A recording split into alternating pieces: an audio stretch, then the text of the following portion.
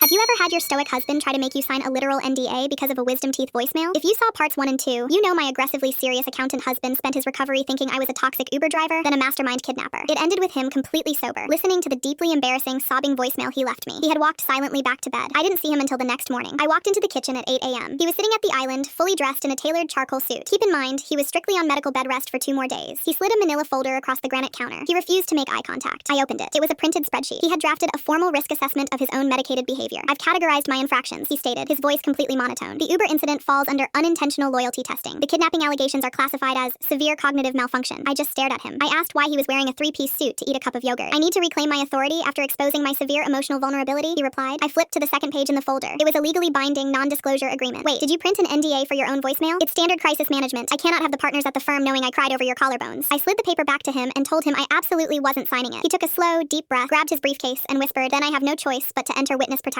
My chest dropped when his phone suddenly rang, blaring loudly through the kitchen Alexa. The caller ID just said, "Callahan, managing partner." My husband froze. He smoothed his tie, answered the call, and dropped his voice an octave. "Callahan, give me the status on the Q3 audit." A massive sigh came through the speaker. "The audit is fine, but the receptionist just pulled the weekend voicemails from the main office line." My husband turned the exact color of printer paper. Callahan started laughing. "You didn't dial your wife yesterday. You dialed the front desk. The entire finance floor just listened to you sob about being held hostage by a gorgeous Uber driver. We are putting this on a flash drive for the holiday party." He didn't say a single word. He slowly reached over, unplugged the Alexa from the wall, and dropped it directly into the kitchen trash can.